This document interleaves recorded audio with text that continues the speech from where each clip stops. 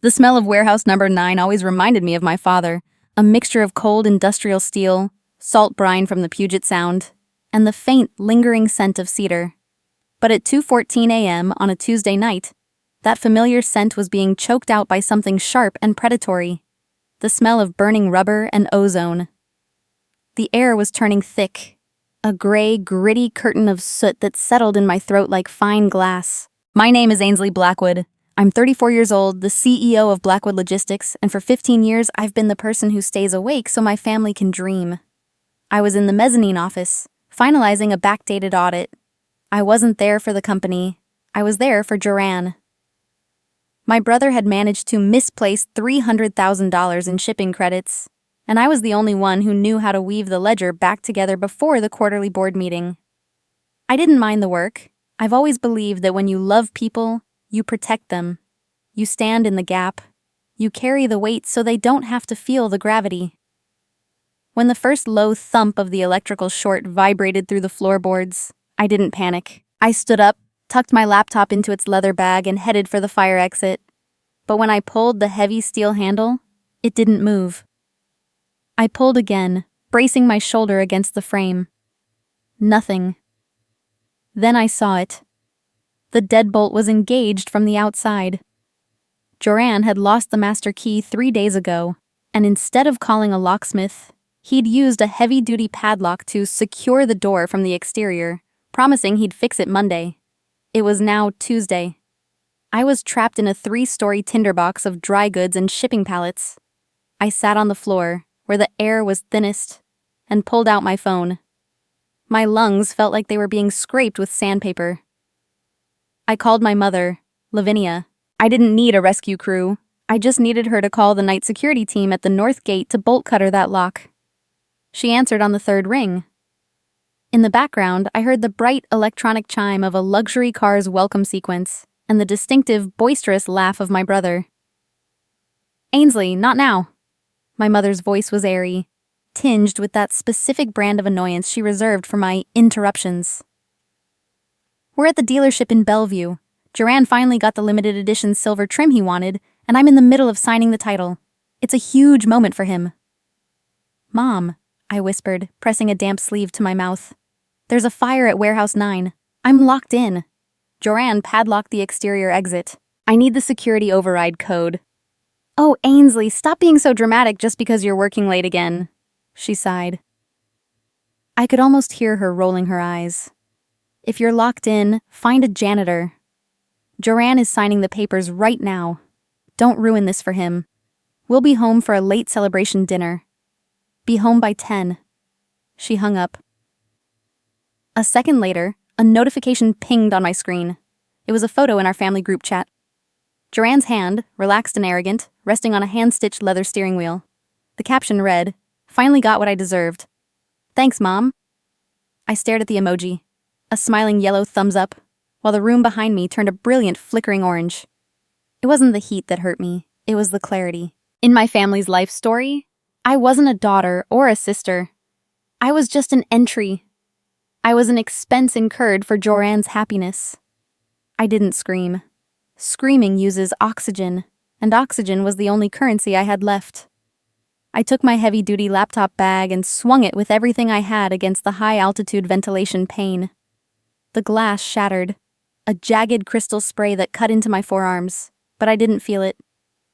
I dragged myself through the narrow opening, the sharp edges tearing into my silk blouse, and dropped 12 feet onto the rain-slicked pavement below.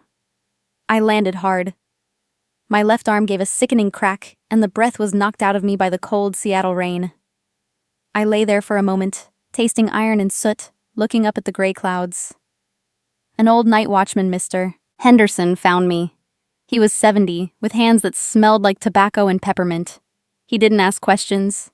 He just wrapped me in a rough wool blanket that felt like heaven and called an ambulance. "You're okay, Ainsley," he murmured. "I saw the lock. I saw the phone. I've got you." 2 hours later, I was sitting in a plastic chair in the ER at Harborview. The air was sterile, smelling of bleach and floor wax. My arm was set in a temporary cast, and a nebulizer hummed beside me, forcing clean air back into my scorched lungs. I pulled out my phone. I didn't call my mother. I didn't check the group chat. Instead, I opened my banking app. I saw the $3,500 recurring monthly mortgage payment for Joran's luxury condo, scheduled for tomorrow. I hit cancel. I saw the $1,200 insurance premium for his new Porsche. Cancel. I opened the business portal and revoked Lavinia's access to the emergency discretionary fund. It wasn't an act of revenge. It was an act of equilibrium. I have always lived by the philosophy that you cannot pour from an empty cup, and my family had not only drained mine, they had smashed the porcelain. As the nurse adjusted my IV, I realized something. I haven't been forgotten. I've been erased. But there is a certain power in being a ghost. You see the things people do when they think no one is watching. It took 3 minutes of smoke to realize I'd been suffocating for 30 years. I decided right then, I was done breathing for people who were happy to watch me drown. At 4:30 a.m., a soft, rhythmic knock sounded on my hospital door. I expected a nurse. Instead, the door swung open to reveal Mr. Hollis, my father's longtime estate lawyer. He looked older than the last time I'd seen him, his eyes heavy with the kind of secrets that keep men awake at night. He held a manila folder close to his chest. "Ainsley," he said, his voice a low gravel. "I saw the incident report on the wire. I knew you'd be here." He stepped into the room and closed the door firmly. "Your father left a secondary instruction, a sealed file. He told me to open it only if your mother ever stopped answering your calls during a crisis." He sat in the chair beside my bed and laid the folder on my lap. "I think it's time you saw what was actually intended for you," he whispered. "Because what your mother is planning for the will reading, it isn't what Thatcher wrote." Now, let me take you back to the autumn of 2023 in Mercer Island, Washington. The fog was rolling off Lake Washington in thick gray sheets, swallowing the edges of our family estate until the world felt like it ended at the property line. Inside the house, the atmosphere was much the same: expensive, polished, and perpetually cold. To understand why a mother would leave her daughter in a burning building while signing for a luxury car, you have to understand the architecture of our home. It wasn't built on love, it was built on a ranking system. My father, Ainsley Blackwood, was a mountain of a man, a titan of logistics who could move 10,000 containers across the Pacific without breaking a sweat. But by that autumn, the mountain was eroding. A degenerative illness was slowly stealing his mobility, leaving him a prisoner in his own mahogany-clad study. My mother, Lavinia, was the architect of our social standing. She didn't manage the company operations. She managed the narrative of who we were. And then there was Joran. My brother was the ornament. He was the perpetual project, the golden sun, whose every failure was framed by my mother as a growing pain or a creative detour. In our house, love was a ranked tier system. My father valued results, my mother valued appearances, and I was the only one providing both, which paradoxically made me the least interesting person in the room. Joran was a masterpiece in progress. I was the scaffolding holding the building up. I remember my MBA graduation from the Foster School of Business. I had finished top of my class while working 40 hours a week at the firm. We went to a high-end steakhouse in Bellevue afterward. My father was already too ill to attend, so it was just Lavinia, Joran, and me. I sat there with my honors cord still around my neck, but my mother's eyes never left her phone. She spent the entire dinner scrolling through Patek Philippe catalogs. "The rose gold would suit his complexion," she murmured, showing a watch to Joran that cost more than my entire first-year tuition. "Mom," I said quietly, "I was hoping we could talk about the new logistics software I'm implementing. It could save us 15% on overhead." She didn't look up. "You've always been so self-sufficient, Ainsley. You don't need the accolades. You have that naturally. But Joran, he needs the confidence boost right now. A man in his position needs to look the part." I felt the burn start at my throat, but I swallowed it down with a sip of ice water. She was celebrated. I was managed. A month later, my father had a major health scare.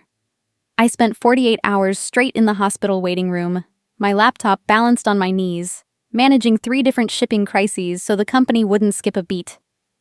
I was surviving on vending machine crackers and the adrenaline of duty. Lavinia arrived on the third morning. She looked impeccable, not a hair out of place, smelling of Joe Malone and expensive silk. She was carrying a boutique bag from a French bakery. "I brought Joranne's favorite lemon tarts," she said, passing me without a glance toward the bed where my father lay, hooked up to a dozen monitors. "The poor boy is so stressed by all this.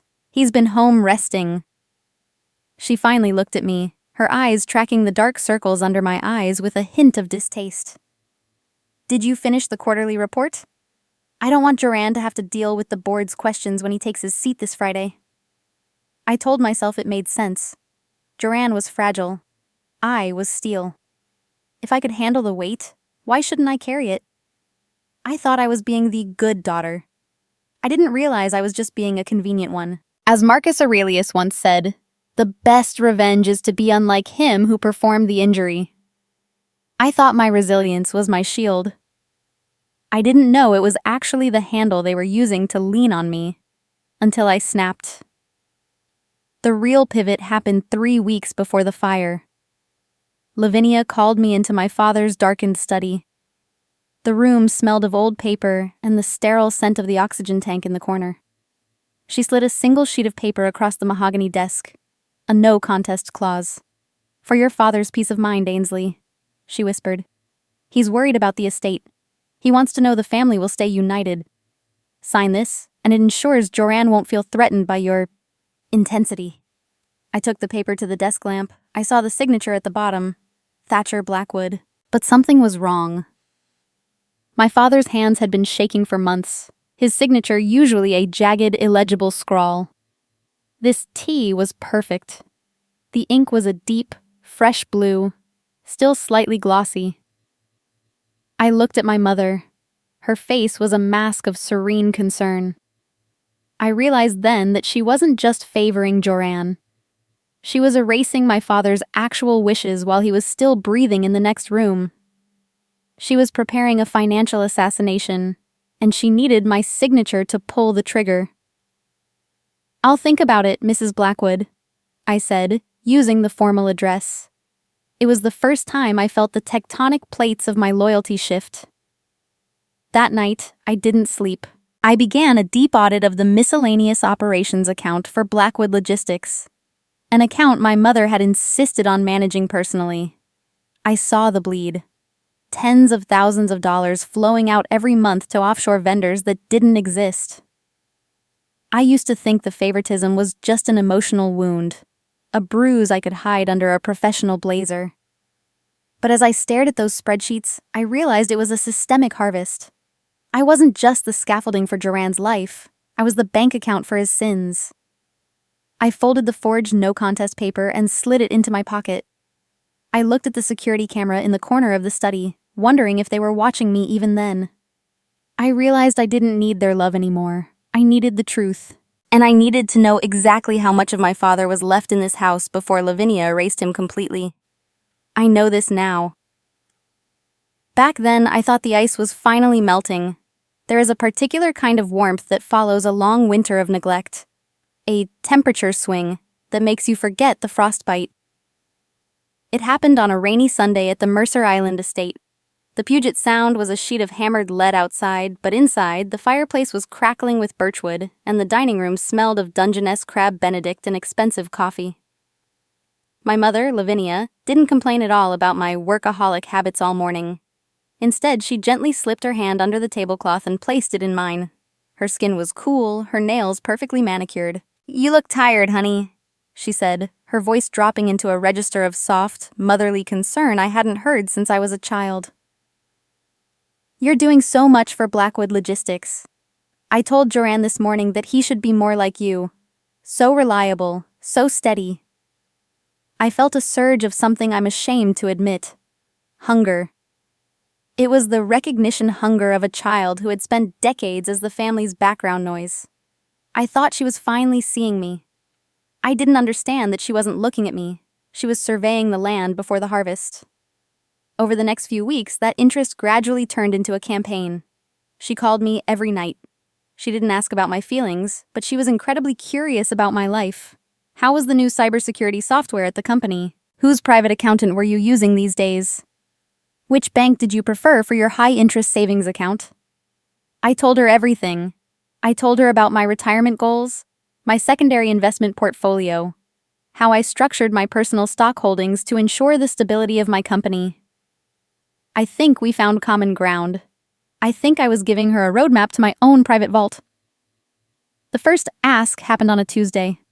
Lavinia called, her voice heavy with a sigh that sounded like a practiced tragedy. Joran's condo mortgage is a mess this month, she whispered as if sharing a secret. He's had some unforeseen setbacks with his investments. Just this once, Ainsley. Only for 30 days until his liquidity clears. You can handle it. You're the strong one. I remember sitting in my car in the parking lot of my office, staring at my banking app. The amount was $4,200. It wasn't about the money. I had the money. It was the sensation of the boundary shifting. My hand shook slightly as I authorized the transfer. I told myself it was an investment in family peace. I told myself that love sometimes requires a down payment. But just this once is the lie that builds the cage. The ATM training began in earnest. Within 3 months, the one-time help became a standing order. Joran's life was an endless parade of emergencies. A blown engine on his Porsche, a clerical error on his property taxes, a high-deductible medical bill for his chronic stress. I watched the transfers leave my account with a growing sense of numbness. It's a strange thing, how quickly you can normalize your own exploitation when it's framed as a virtue. I was the reliable one. I was the machine. Then the floor dropped out. I was at my desk late one evening when a notification pinged from my private credit monitoring service. A hard inquiry had been made on my credit report. I opened the file, my heart beginning a slow, heavy thud against my ribs. A $300,000 personal loan had been taken out in my name. The lender was a high-interest private firm I'd never heard of. The collateral? My private shares in Blackwood Logistics. I pulled up the digital loan documents, my vision blurring. There was my name. There was my social security number. And there was the signature. It was a digital rendering of my handwriting, but the A had that same distinctive slant I'd seen on the forged, no-contest paper in my father's study. The betrayal was surgical. Joran couldn't have done this alone. He didn't have my tax records. He didn't have my personal security questions. But Lavinia did. She had harvested those details over Crab Benedict and mother-daughter phone calls. She hadn't been trying to mend our relationship. She had been gathering the ammo. As Epictetus once said, "He who once understates the truth and yields to a lie is lost." I had yielded to the lie of their love, and it had cost me the foundation of my own financial identity. I didn't call them. I didn't scream into the void of the family group chat. Instead, I went home and opened my laptop. I created a file titled financial_audit_family.xlsx. I worked until 4 a.m. I downloaded 4 years of statements. I categorized every loan, every emergency, every just this once. The data was cold and irrefutable. 64 separate entries over 48 months. A total of $857,400. I stared at the shock number at the bottom of the spreadsheet. It was the price of my invisibility. It was the cost of every dinner I'd been excluded from, every birthday they'd forgotten, and every time they had looked through me as if I were made of glass. The phone rang at 4:15 a.m. It was Lavinia. "Ainsley, dear, Joran needs a little help with his country club dues. It's only—" "I'm busy, mother," I said, my voice as flat as the Puget Sound in winter. "Oh, you're such a successful woman, Ainsley. That's why we rely on you. You don't need the money like poor Joran does. He's fragile. You're a machine. You can just make more." I hung up without saying goodbye. I sat in the blue light of the monitor, looking at my spreadsheet. I realized I hadn't just been giving them money. I had been handing them the keys to my own cage and thanking them for the attention. I had given them the ammo, believing they would use it to protect the family. I was wrong. They were using it to hunt me. I didn't confront them. Not yet. I needed them to think the ATM was still open while I began building a vault they would never be able to crack. I was done being a machine for their convenience. The reckoning was coming, and I wanted it to be silent. I wanted it to be as cold and precise as the ledger they had used to bury me. Tuesday night, 2:14 a.m., Seattle Port District. That was the moment the world I'd built out of silence and sacrifice finally caught fire. The air in warehouse number 9 didn't just turn hot, it turned predatory.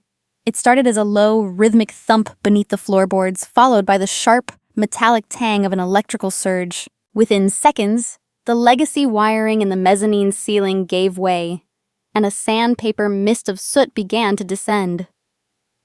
I stood in the small office, my lungs instantly protesting as the first wave of smoke reached my throat. The sound was not a roar. It was a hungry, crackling hiss, like 1,000 dry leaves being crushed at once. I grabbed my laptop bag and ran for the North Fire exit. I pulled the heavy steel lever, but the door was a solid, unyielding wall. I kicked it, my shoulder throbbing as I threw my weight against the frame. It didn't budge. The deadbolt was engaged from the exterior. Somewhere outside, a heavy-duty padlock was holding that door shut, the one Joran had installed because he was too lazy to fix the magnetic lock. It was 2:19 a.m. Based on the smoke density and my knowledge of the building's ventilation, I had roughly 8 minutes before my cognitive function would cease. I didn't scream. My father always told me that the world doesn't move on feelings. It moves on evidence. I needed evidence of an exit, or I needed an override. I pulled out my phone, my fingers smudged with black ash. I called Lavinia. "Mom," I said, my voice already raspy. "I'm at Warehouse 9. There's a fire. The north exit is padlocked from the outside. I need you to call the private security gate or give me the override code for the mezzanine window shutter." There was a pause. In the background, I heard the distinctive, high-pitched new car chime of a dealership showroom. "Ainsley, stop the drama." Lavinia's voice was crisp, utterly devoid of urgency. "Joran is signing the papers right now. It's his big night. The limited edition Porsche is finally ours. If you're locked in, call a janitor or wait for the morning shift. Don't be a nuisance just because you're jealous of his new car." The notification for our family group chat pinged immediately afterward. Joran had posted a photo. It was the interior of the silver Porsche, the leather smelling of wealth and status. His caption, "Finally, a smooth ride. Some of us actually know how to enjoy life." I stared at the screen. The blue light of the phone reflected off the thick gray smoke swirling around my head. I saw the scene icon appear under my plea for help. They knew I was there. They just didn't think my life was worth interrupting a car sale. Through the reinforced glass of the mezzanine window, I saw the silhouette of Mr. Henderson, the night watchman. He was running toward the building, his flashlight cutting through the Seattle rain. He stopped at the window, his face pale with horror. He saw me holding my phone, staring at the screen while the room behind me glowed a violent, flickering orange. Later, he told the investigators he could see the group chat notification glowing on my hand. He recorded the entire scene on his body cam, a digital witness to a mother's shrug. I realized then that I was the only person coming to save me. I took the heavy fire extinguisher from the wall and swung it with a cold, desperate precision. The triple glazed glass I had paid to install for security, shattered in a violent spray of crystals. I didn't hesitate.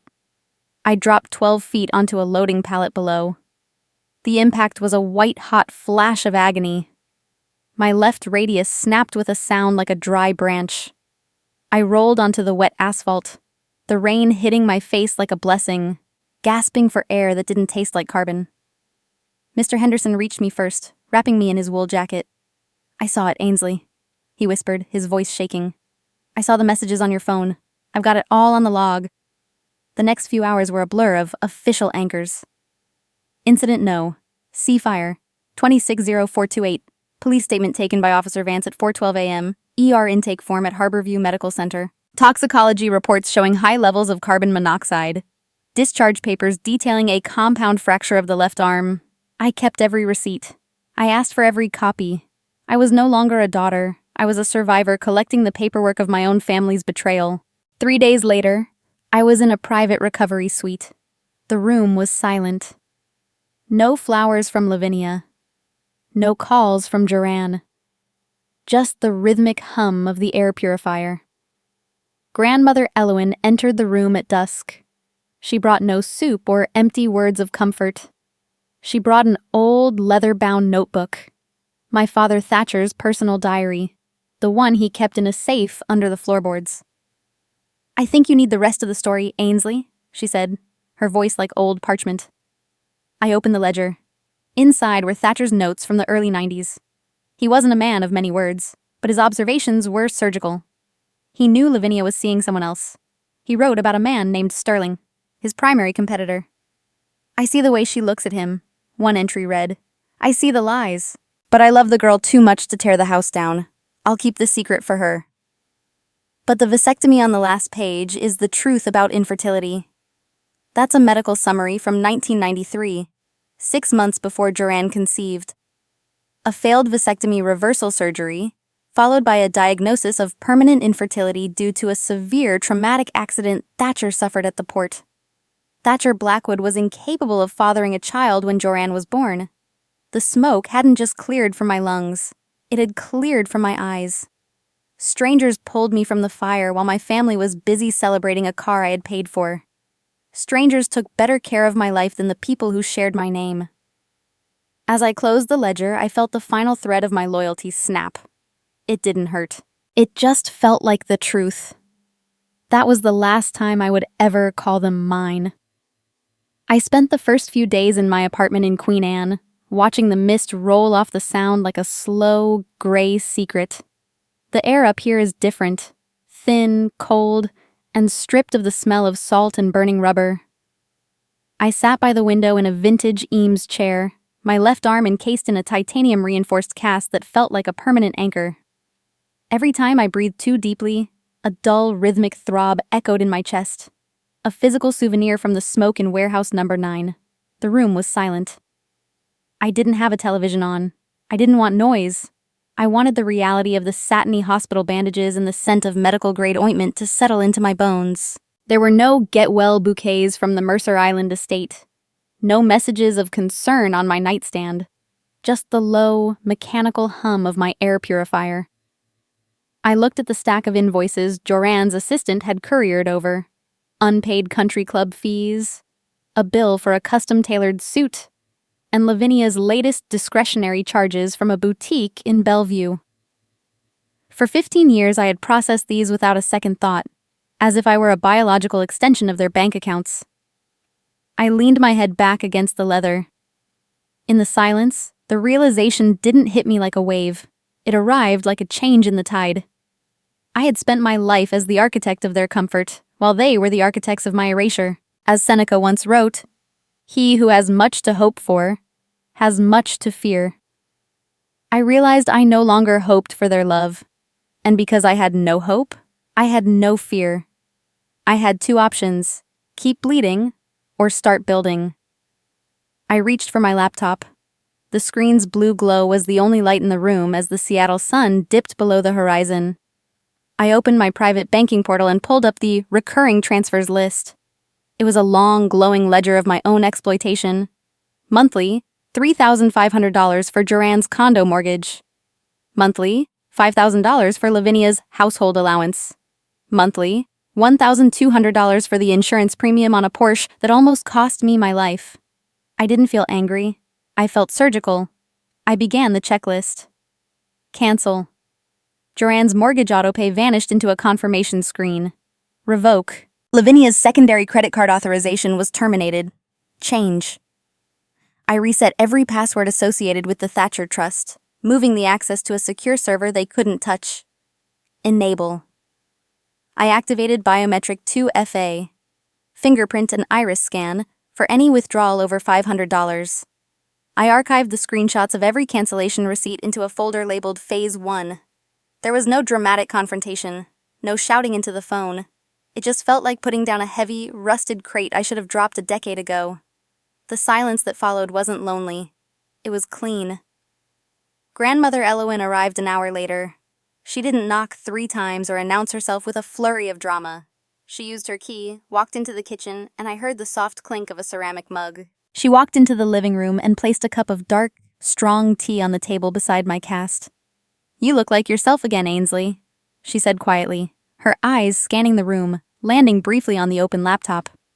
She didn't ask why. She didn't tell me to forgive. She simply sat. "How are you?" she asked. "Really?" "Better," I said, and for the first time in years, the word didn't feel like a lie. "I finally stopped negotiating for a seat at my own table, Grandma." She nodded once, a sharp, decisive movement. "Good, because your brother isn't just spending your money anymore. He's spending your father's legacy." The next morning, I used my admin access to Blackwood Logistics to track a series of unauthorized file downloads. Joran wasn't subtle. He was desperate. I followed the GPS pings on his company car to a high-end bistro in Bellevue, the kind of place where the wine is aged longer than the relationships. I sat in my car across the street, the engine off, recording through the tinted glass. I watched Joran hand a thumb drive to a man in a charcoal suit. I recognized the silhouette. Marcus Sterling, our family's primary rival. Joran was smiling, leaning back in his chair, drinking a scotch that I was no longer paying for. He was selling the proprietary shipping routes Thatcher had built with 30 years of sweat. He wasn't just a parasite. He was a traitor.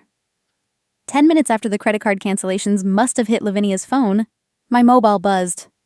It was a call from the estate's landline. I didn't answer. Then came the text. "Lavinia. Ainsley, help. I've collapsed in the foyer. My chest. My heart. Joran isn't here. Come quickly." In the past, I would have been in my car before I finished reading the first sentence. I would have broken speed limits, panicked, and arrived to find her recovering and needing a $5,000 spa trip to deal with the stress. I stayed in my chair. I looked at the clock. I dialed 911. "This is Ainsley Blackwood," I told the dispatcher, my voice steady and professional. "My mother, Lavinia Blackwood, is reporting a localized medical episode at her Mercer Island residence. I've just emailed the paramedics her full medical history from her checkup last month, which shows a perfectly healthy cardiovascular system. Please advise the responders it is likely a psychosomatic or manipulative reaction, but she should be evaluated regardless." I hung up and went back to my ledger. I wasn't being cruel. I was being accurate. I was done being the audience for her performances. I knew the fallout was coming. I knew they would notice the lack of oxygen in their bank accounts long before they ever noticed the hole I left in their lives. But I had a board meeting to prepare for, and a father's name to protect. As I closed my laptop, a notification appeared from my home security system. A black sedan was idling at the Mercer Island gate.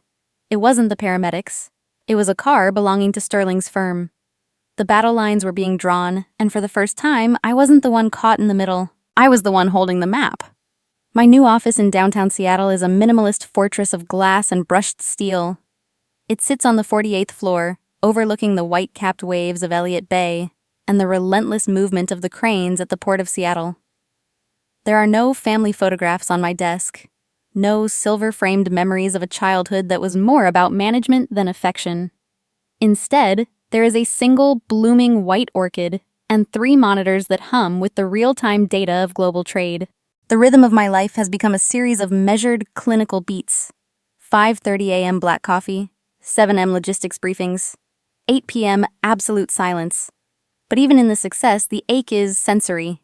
It's a heavy quiet like the air in a house immediately after a storm has passed. The foundation is solid, but you never quite forget the sound of the wind.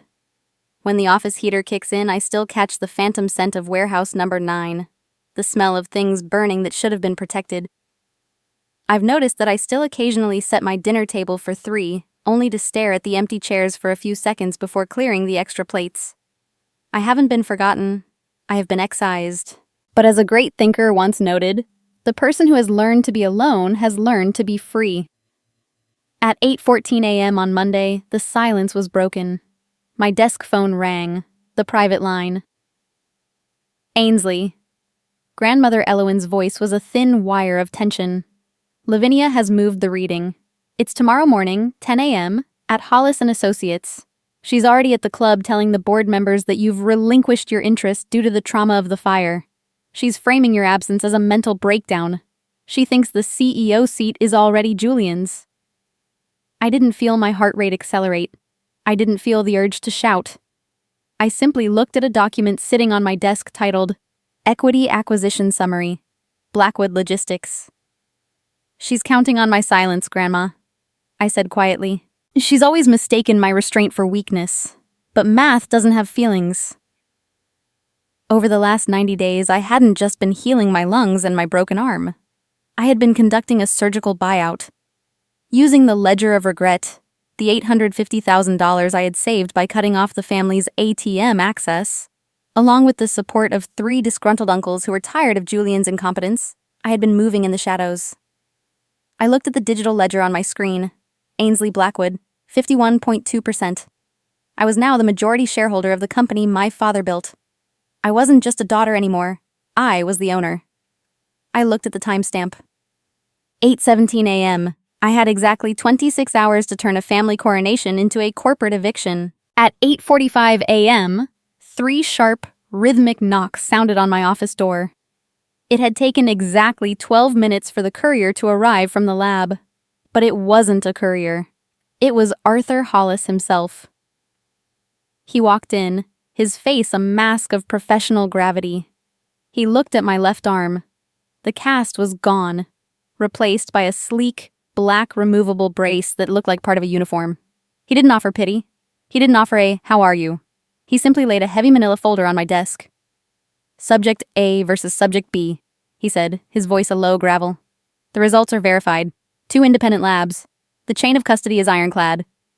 I slid the document out. Proof object #4. The header read, Everly Genomics, Relationship Paternity Analysis. I skipped the fine print and went straight to the data lines. Probability of paternity. Subject A, Julian Blackwood versus Subject B, Thatcher Blackwood, 0.00%. Probability of paternity. Subject A versus Subject C, Marcus Sterling, 99.98%. The truth didn't feel like an explosion. It felt like a final piece of a puzzle clicking into place. Julian wasn't just a preferred child. He was the living evidence of my mother's lifelong deception. She had spent 30 years forcing me to sacrifice for a son who didn't even carry the Blackwood name. I stood up and put on my charcoal wool coat. I fastened my father's old watch, the one with the scratched crystal, around my wrist. At 9:58 a.m. the next morning, I stepped into the lobby of Hollis & Associates. Lavinia was already there, standing near the floor-to-ceiling windows. She was wearing a tailored black dress and a string of pearls that caught the morning light. She held Julian's arm like he was a trophy she had finally won. Julian stood beside her, looking like a king in waiting, smirking as he adjusted his cufflinks. They turned as the elevator doors opened. Lavinia's face was a masterpiece of performative pity. "Ainsley, dear," she started, her voice honeyed and fake. "We didn't think you'd be up for this. After your episode at the hospital, we thought you'd want to stay in bed." She reached out as if to pat my arm, but her eyes dropped to the ID badge clipped to my lapel. It was the Master Access badge for the Blackwood headquarters. Under my name, in bold, black letters, it read, CEO and Majority Shareholder. Lavinia's smile faltered. It didn't disappear. It just froze, her lips twitching for exactly 3 measured seconds of absolute silence.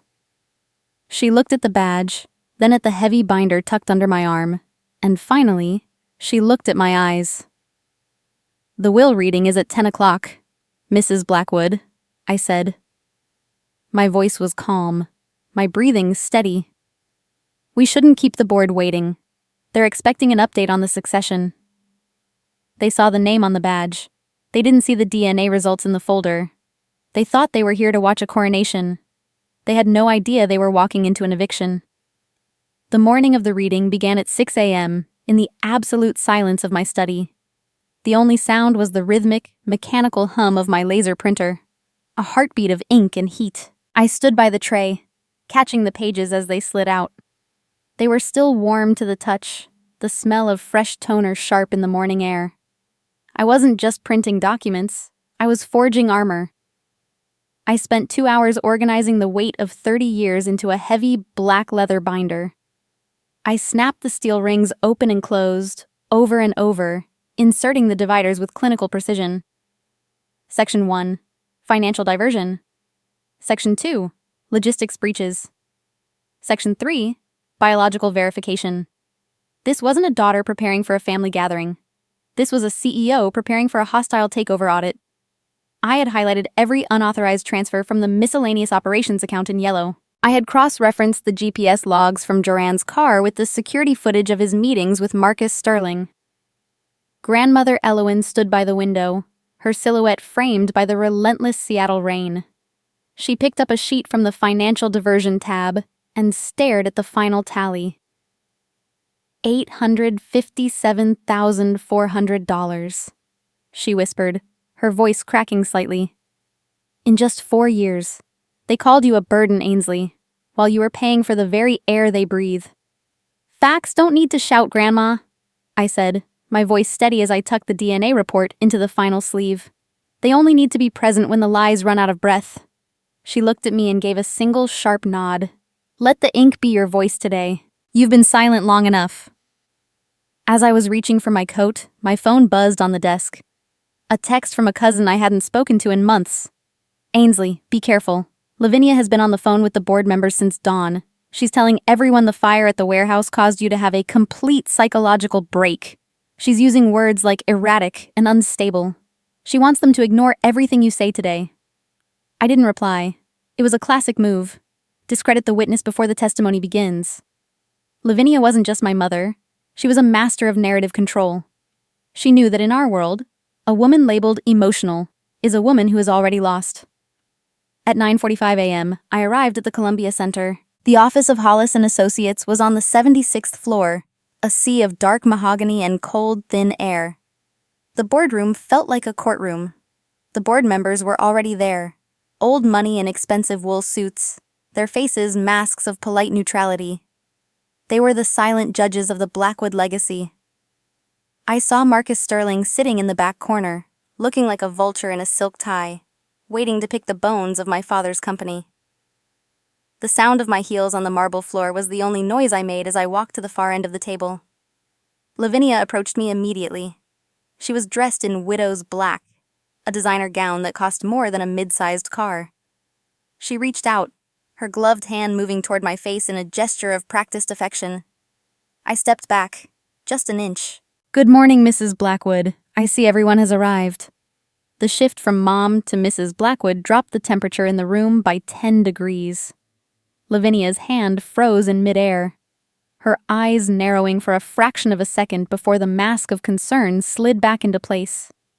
She turned to a group of board members, her voice rising just enough to ensure the entire room could hear. Poor Ainsley, she sighed, dabbing at a dry eye with a lace handkerchief. Ever since the accident at the warehouse, she's been so confused. It's the smoke inhalation, the doctors say. She's prone to these dramatic outbursts. Please, everyone, just be patient with her today.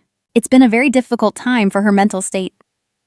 I felt the eyes of the board members shift toward me, pity mingled with suspicion. I didn't argue. I didn't defend myself. I just gripped the handle of my binder, my knuckles white against the leather, my face a mask of stone. I remembered what my father used to say. When the world is screaming, the person who whispers is the only one they'll lean in to hear. Arthur Hollis caught my eye from the head of the table. He saw the binder. He looked at Joran, who was smirking, already mentally redecorating the corner office.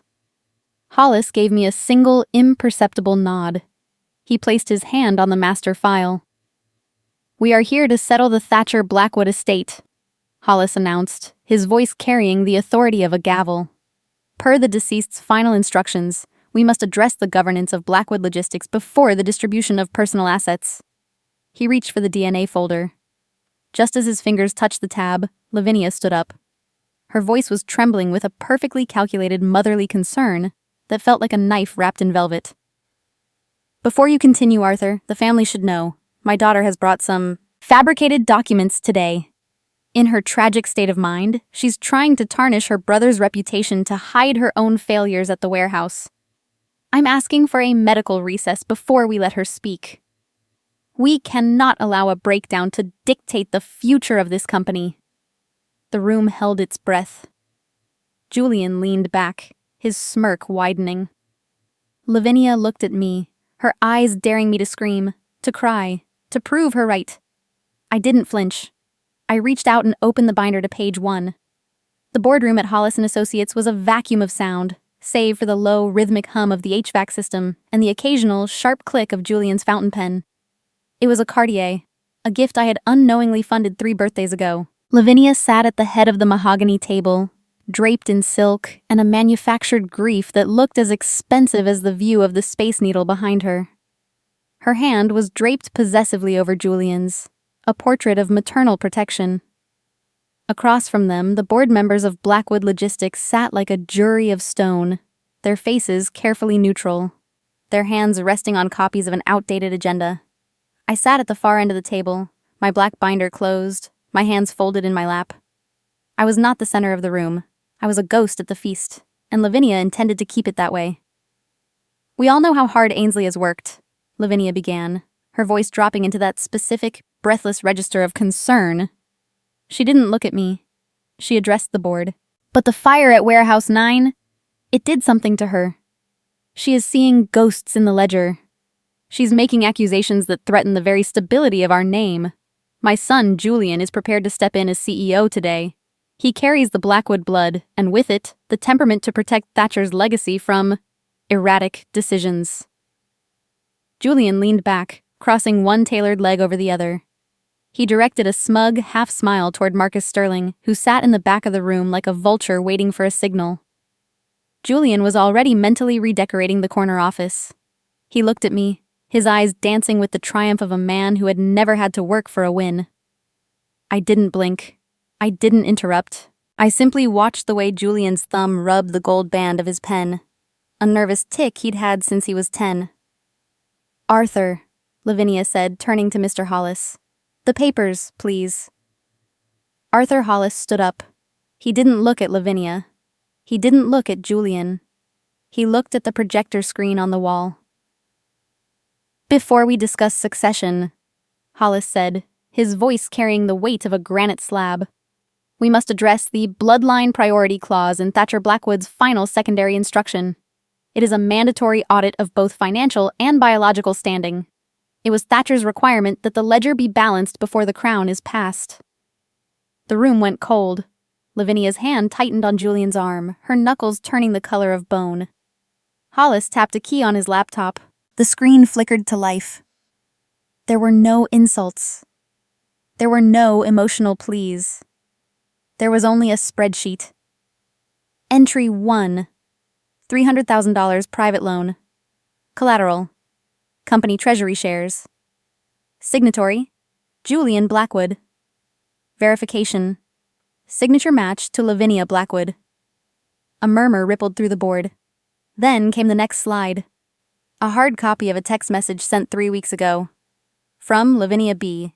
to Marcus Sterling. "Julian is handing over the north-south logistics routes tonight. Make sure the transfer to your firm is routed through the offshore escrow. Ainsley won't notice. She's too busy cleaning up the mess I've made for her." The silence that followed was heavy enough to feel.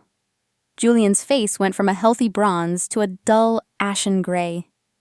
Lavinia opened her mouth, but no sound came out. She looked at Marcus Sterling, but Sterling was looking at his Rolex. "And finally," Hollis said, "the biological verification." The last slide appeared. Everly Genomics. Paternity summary. Subject: Julian Blackwood. Paternal match to Thatcher.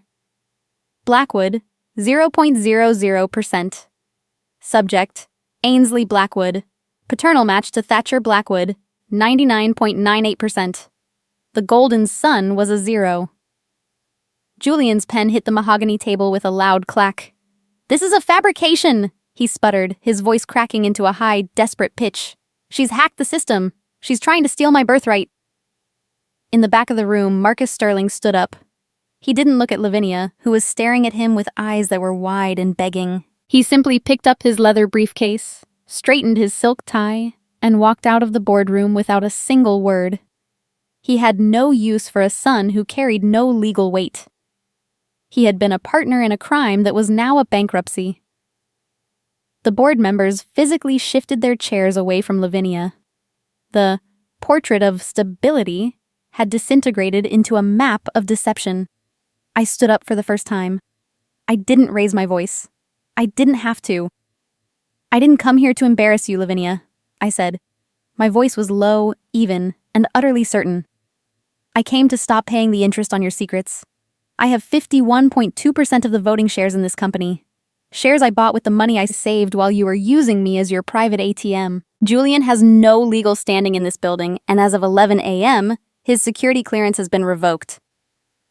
I looked at my mother. Truly looked at her. "If you want a daughter, I am right here," I said. "But if you want a servant, you'll have to look elsewhere. That is the boundary." I picked up my father's old watch from the table and fastened it to my wrist. I picked up my binder. Lavinia reached out, her fingers brushing the sleeve of my coat, but I was already turning toward the door. As I walked out, I saw the reflection of the room in the glass wall. A group of men sitting around a mahogany table, looking at a woman who had just realized that her favorite son was the one thing Thatcher Blackwood had never actually owned. The axis had shifted. The world was finally quiet. The lobby of Hollis and Associates felt cavernous. The sound of the elevator chime was unnervingly loud in the vacuum of silence that followed our exit from the boardroom. There was no shouting. There were no parting insults. In the world of old money Seattle, the most violent thing you can do to a person is become indifferent to their existence. The board members filtered out first, offering me brief, tight nods of recognition, not of affection, but of standing. They stepped around Lavinia and Julian as if they were nothing more than obstacles in the carpeted hallway. Lavinia stood by the floor-to-ceiling glass, her reflection ghost-like against the gray Seattle skyline. For 30 years she had been the sun around which our family orbited. Now the room was cold. No one asked for her opinion. No one offered her a ride home. I walked up to her and handed her a single heavy white envelope. It wasn't a summons or a lawsuit. It was a notification of possessory transfer. "The house on Mercer Island belongs to the Thatcher Trust, Mrs. Blackwood," I said, my voice low and clinical.